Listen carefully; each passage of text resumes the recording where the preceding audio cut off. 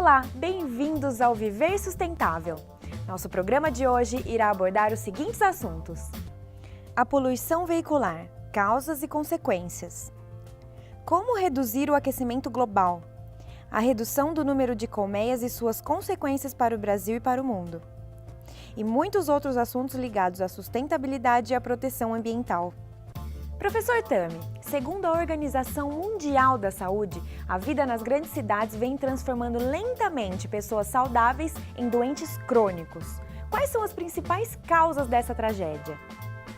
Realmente, um dos maiores vilões da saúde nas metrópoles é a poluição, causada pelo número exagerado de veículos individuais, uma frota fantástica, e ao mesmo tempo por um transporte coletivo extremamente ineficiente. Todos os anos, 6 milhões de pessoas no mundo todo perdem a vida em decorrência da poluição nas grandes cidades. Além disso, a Organização Mundial da Saúde constatou que outras centenas de milhares de pessoas adquirem doenças crônicas degenerativas em função do seu estilo de vida nas metrópoles. Estas doenças crônicas degenerativas ou matam a longo prazo ou debilitam a saúde, deixando milhares de indivíduos sem condições de desenvolver normalmente as suas atividades. Até 2050, a poluição do ar será a principal causa das mortes prematuras por câncer de pulmão em nível global. Esta é uma afirmação da equipe de especialistas da Universidade de São Paulo, a USP, em recente artigo publicado pela revista Nature. Esses estudos mostram que os corredores de trânsito são as chaminés das cidades modernas. Quem afirma isso é o patologista e professor da USP, Paulo Saldiva. Segundo ele, entre 70% e 90% dos poluentes do ar são produzidos pelos veículos. O professor Paulo Saldiva é incisivo, é categórico ao afirmar que, no mundo todo, 85% dos casos de câncer de pulmão são decorrentes da poluição do ar. O efeito cumulativo da inalação contínua de nanopartículas e gases tóxicos como chumbo e cádmio podem causar outra série de problemas de saúde, que vão desde o aparecimento ou agravamento de doenças respiratórias até problemas cardíacos, aumento da pressão arterial, maior coagulação sanguínea, depressão, esquizofrenia e problemas reprodutivos. Segundo o professor Saldiva, em São Paulo, 15% das pessoas fumam, mas a poluição do ar afeta 100% da população. Por isso, o risco atribuído da poluição é significativa. Só na região metropolitana paulista, cerca de 4 mil pessoas morrem todos os anos por problemas atribuídos à poluição do ar. O tráfego urbano também é responsável por outros problemas, conforme estudos científicos já comprovados. Em alguns lugares, é difícil dormir devido ao barulho, e mesmo quando as pessoas conseguem pegar no sono, este sono é de má qualidade. Isto afeta o sistema nervoso, a produção hormonal, além de gerar dificuldade de concentração e perda de memória. Em cidades como São Paulo, as pessoas gastam quase um quarto do dia para se deslocar de casa para o trabalho, situação que gera isolamento social e compromete o desenvolvimento. Segundo especialistas, a população está cada vez mais confinada. A falta de convivência da comunidade no espaço urbano deixa a pessoa suscetível ao desenvolvimento de problemas como depressão e ansiedade, causados pela ausência de sociabilidade. Contexto que também gera o sedentarismo. Cada vez mais as pessoas vivem em escritórios e dentro de veículos. A falta de locais para se exercitar e a insegurança acabam servindo como justificativas para não praticar exercícios físicos, o que acarreta em inúmeras doenças potencializadas pelo estresse mental e a poluição. Este cenário só será mudado quando os gestores públicos pensarem as cidades correlacionando mobilidade urbana com saúde pública. Uma estratégia comprovada para aumentar a média de exercícios da população urbana é elevar o índice de mobilidade desta população. Segundo a OMS, o aumento dos exercícios físicos faz com que se reduza o risco de câncer de colo, de doenças coronarianas, de diabetes e de obesidade em 50%. Quando as cidades oferecem um sistema de transporte público adequado e espaços para caminhadas de pequenas distâncias, as pessoas são incentivadas a se movimentarem mais. Uma grande parte dos deslocamentos é feita em curtas distâncias e quando se faz isso com o automóvel, o problema da poluição é agravado, pois o pico de emissões poluentes ocorre quando o veículo é ligado. Nos últimos 10 anos, vimos o início de um movimento que privilegia a bicicleta, o pedestre e o transporte público. Você faz das ruas algo prazeroso. Segundo estudo do Instituto de Saúde e Sustentabilidade, em apenas um ano, o aumento do número de doenças provocadas pela poluição em São Paulo teve o custo do seu tratamento aumentado em 246 milhões de reais. Entre 2006 e 2011, o estado de São Paulo registrou 99.084 mortes relacionadas com a poluição, 6,5 vezes a mais que as mortes causadas por AIDS, segundo o estudo Avaliação do Impacto da Poluição Atmosférica sob a Visão da Saúde do Estado de São Paulo. Somente em 2011, o setor público de saúde investiu 76 milhões para o tratamento de doenças provocadas pela poluição, um número 13 vezes maior que os recursos destinados para a produção de vacinas. Durante o mesmo período, a rede privada de saúde destinou 170 milhões. Para o professor da USP, Dr. Paulo Saldiva, as pessoas mais vulneráveis, susceptíveis de contrair doenças causadas pela poluição, são as crianças, as gestantes, os diabéticos e as pessoas que se submetem a dietas inadequadas. Esta mesma pesquisa revela que, ao contrário do que se esperava, a capital São Paulo não é a cidade com pior índice de qualidade do ar. Há 11 cidades do estado de São Paulo com índices piores do que o da capital. Entre eles, paradoxalmente, a cidade de São Caetano do Sul, que é a cidade que apresenta o melhor índice de desenvolvimento humano do país. Vamos ver agora uma matéria sobre o controle da poluição veicular em São Paulo. A poluição do ar é um risco para a saúde humana. Risco por vários motivos. Primeiro, é uma coisa que todas as pessoas que vivem na cidade estão expostas e cada vez mais um habitante de um grande centro urbano fica dentro de um corredor de tráfego congestionado. E o que a gente foi verificar através de modelos estatísticos, como é que a variação de poluição se traduz em mortalidade em 6 regiões metropolitanas do Brasil, incluindo São Paulo. São Paulo tem os números maiores porque aqui tem mais poluição e mais gente. E, lamentavelmente, cerca de 19 pessoas, um excesso de 19 pessoas, morrem por dia em São Paulo por estarmos acima do padrão de qualidade do ar da Organização Mundial de Saúde. Olha, nós temos, se você falar da população geral, todo mundo, nós temos 2 grupos bastante suscetíveis. O primeiro é o composto por crianças e adolescentes. E o outro grupo é o de idosos, né? Por razões diferentes, né? Crianças e adolescentes estão passando por um processo de crescimento e desenvolvimento, né? E qualquer exposição a um fator agressor pode trazer um transtorno mais sério para essas crianças e para esses adolescentes. E os idosos, eles normalmente já têm alguma doença prévia. Então, ou eles têm alguma doença do coração, ou têm alguma doença respiratória, ou têm as duas junto e, portanto, acabam sofrendo mais os efeitos da poluição. O que os poluentes fazem, a maioria dos estudos no mundo tem apontado para isso, é produzir no organismo um processo inflamatório. E essa inflamação vai alterar os mecanismos de defesa e vai facilitar o aparecimento de infecções. Então, por exemplo, pneumonias, sinusites, rinites, bronquites, têm sido muito associadas aos aumentos na concentração dos poluentes atmosféricos. Os sintomas, tanto os respiratórios quanto os cardiovasculares, por exemplo, que estão ligados à poluição, eles são característicos das doenças em si, né? Então você vai ter febre, vai ter tosse seca ou produtiva, né, com catarro, vai ter falta de ar. Por exemplo, no Brasil, na cidade de São Paulo, morre-se muito mais de poluição do que de tuberculose. Veja, a única solução para a poluição hoje, ela não vai ser via tecnologia somente, ela vai exigir uma mudança de comportamento.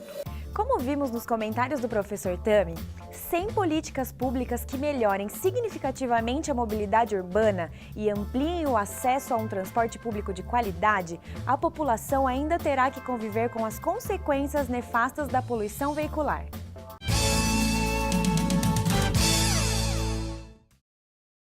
A chuva ácida é uma das principais consequências da poluição do ar. A queima de carvão ou de petróleo libera gases como óxidos de nitrogênio e de enxofre. A reação dessas substâncias com a água encontrada na atmosfera forma o ácido nítrico e o ácido sulfúrico, presentes nessas precipitações. A chuva ácida empobrece o solo, compromete vegetações, prejudica organismos aquáticos e ainda pode corroer monumentos em mármore. Por isso, a poluição atmosférica precisa ser controlada urgentemente. Vamos para o intervalo, mas não perca, no próximo bloco, uma matéria sobre o aumento das emissões de gases de efeito estufa e do aquecimento global. Olho vivo, consumidor.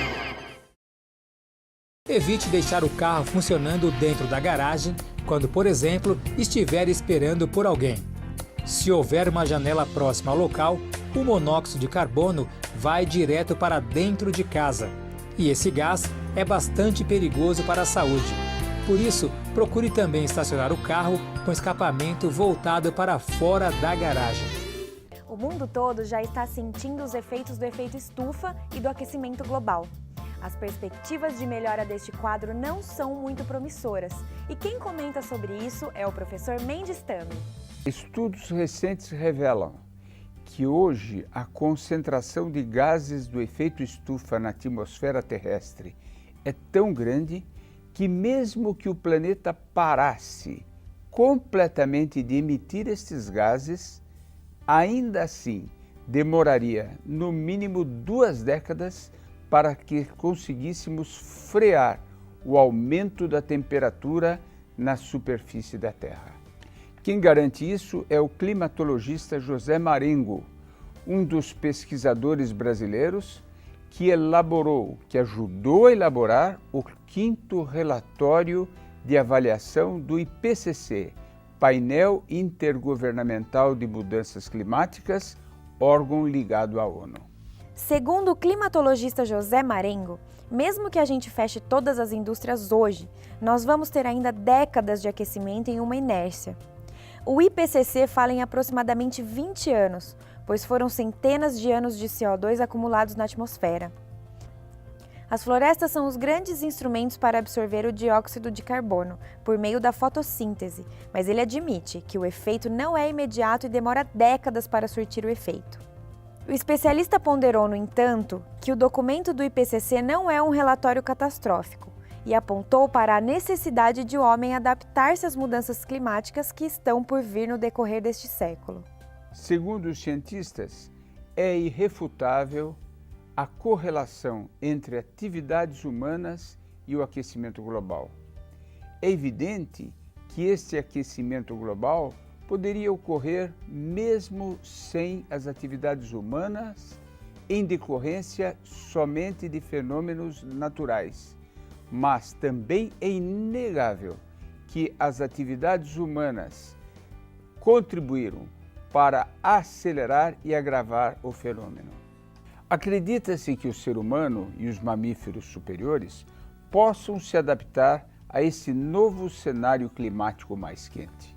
Contudo, não se espera que isso se dê em todos os ecossistemas, muitos dos quais terão o seu ponto de resiliência ultrapassado e poderá haver o colapso de muitas espécies vegetais. Já o risco de savanização da Amazônia, apontado pelo Painel Brasileiro de Mudanças Climáticas, caso a temperatura do Brasil aumente para 6 graus Celsius em um século, pode ser completamente reversível e evitado.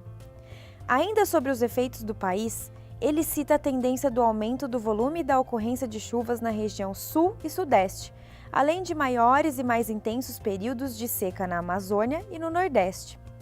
Há 5 anos, o desmatamento era o primeiro colocado no ranking de emissões do Brasil.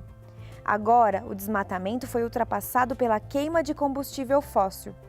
O Brasil passou a poluir como um país desenvolvido. Temos que mudar nosso estilo de vida, essa é a parte mais difícil. Em momentos de crise, muitos países colocam em primeiro lugar um esforço concentrado para a recuperação econômica e para aumentar o seu produto interno bruto, o seu PIB, deixando em segundo plano a sua agenda ambiental. Isto vem ocorrendo principalmente depois da crise de 2008. Um inventário realizado pelo Ministério de Ciência e Tecnologia de 2010 indicava que as principais fontes de emissão de gases de efeito estufa no Brasil estavam na agricultura, na atividade industrial com a queima de combustível fóssil e no desmatamento com a queima de biomassa. Pelo fato de o desmatamento ter diminuído e a agricultura reduzido as emissões, a queima de combustível fóssil passou a ser a maior causa das emissões de gases. As termoelétricas produzem CO2, assim como a maior frota de veículos do país, que é muito grande. Vamos ver agora uma matéria sobre o controle das emissões de gases de efeito estufa em São Paulo. Especialistas da Embaixada Britânica e do Programa Estadual de Mudanças Climáticas, o Proclima, analisaram 5 grandes setores, seguindo a classificação utilizada pelo Painel Intergovernamental de Mudanças Climáticas, o IPCC. De acordo com a origem das emissões, são elas: energia, processos industriais, uso da terra, mudança no uso da terra e florestas, agropecuária e resíduos. Os setores da energia e agropecuária são os grandes responsáveis pelas emissões de gases efeito estufa de 2005. A geração de energia e os transportes emitiram 57% dos gases e a agropecuária 20%.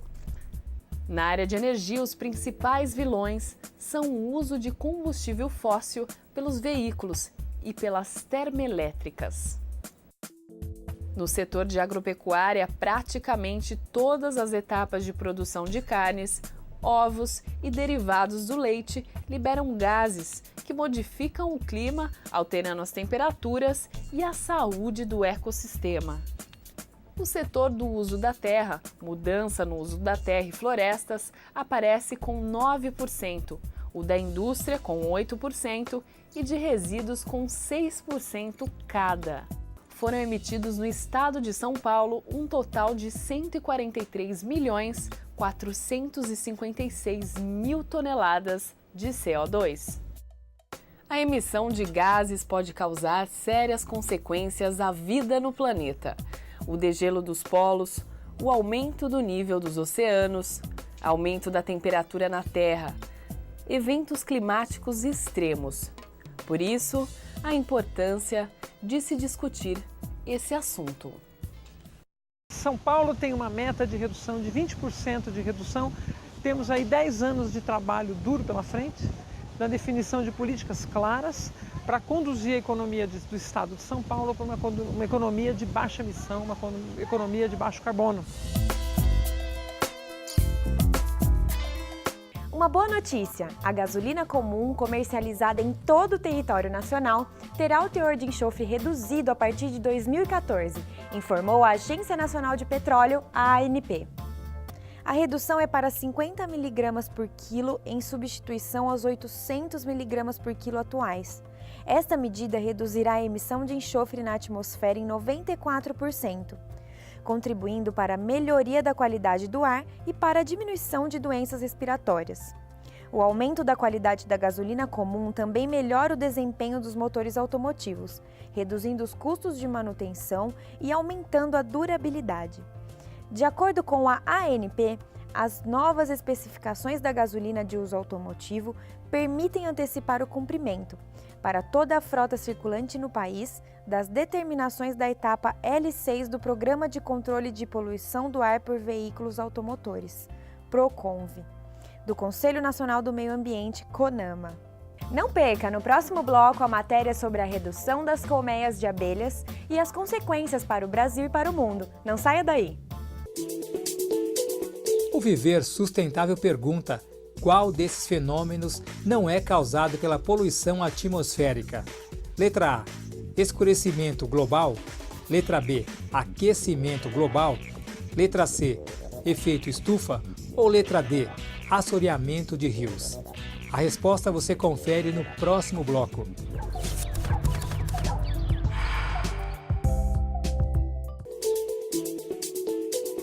No bloco anterior, o Viver Sustentável perguntou qual desses fenômenos não é causado pela poluição atmosférica. A resposta correta é letra D: assoreamento de rios, que acontece por conta do desmatamento. Estamos de volta com o programa Viver Sustentável e o assunto agora é a redução do número de colmeias de abelhas. Professor Tami, quais as consequências deste fenômeno para a população? Muitas culturas agrícolas dependem da polinização por abelhas para apresentarem um alto índice de produtividade. No entanto, em diversas regiões do mundo, as colônias de abelhas vêm apresentando uma redução entre 30% a 70%. Cientistas classificam o fenômeno da redução dessas populações de desordem de colapso da colônia, significando sérios prejuízos para a biodiversidade, a produção de alimentos e a economia em geral.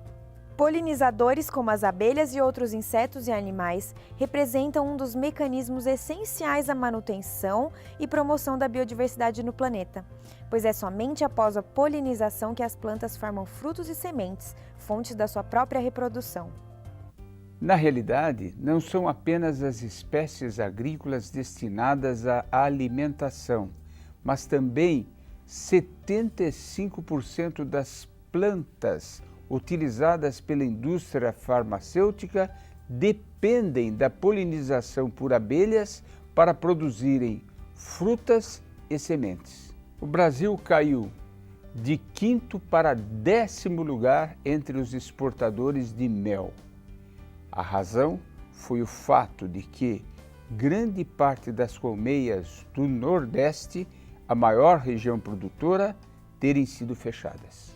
Cerca de 46 mil pequenos apicultores em 9 estados nordestinos vivem de atividades e, juntos, correspondem por 40% da produção de mel no país, em épocas com índice normal de chuva.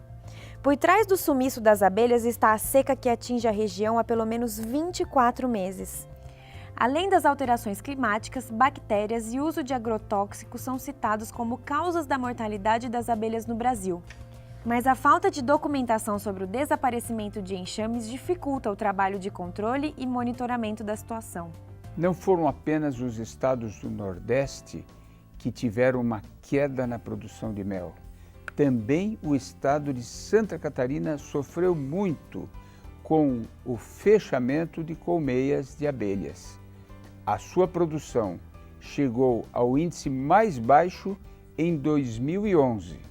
A média do estado é de 6 mil toneladas e naquele ano produziu apenas 4 mil toneladas. Além disso, não se pode esquecer a questão social. São 30 mil famílias de apicultores, de pessoas que se dedicam à apicultura, à produção de abelhas, de mel, nos estados do Sul. No total, essas 30 mil famílias possuem aproximadamente 300 mil colmeias, muitas das quais foram abandonadas nos últimos anos. E com isso, com a falta de abelhas para realizar a polinização, houve uma drástica queda de produtividade, principalmente na produção de maçãs e de peras. Estima-se que mais de 10% da produção agrícola tenha sido perdida, tenha sido diminuída por falta de abelhas para realizarem a polinização. Em países como Estados Unidos, Canadá, Japão, Índia e em nações da União Europeia, o problema é caracterizado como síndrome do colapso das abelhas. Trata-se de um abandono repentino e massivo de colmeias. A situação é grave e em estados norte-americanos chegou a comprometer a produção agrícola, já que a floração é feita quase que exclusivamente através deste inseto. Estudos revelam que entre 2007 e 2008, aquele país perdeu cerca de 1 milhão de abelhas. Cerca de 80% de tudo que é consumido no mundo é polinizado pelas abelhas. A ausência delas reflete-se como impacto direto sobre a agricultura.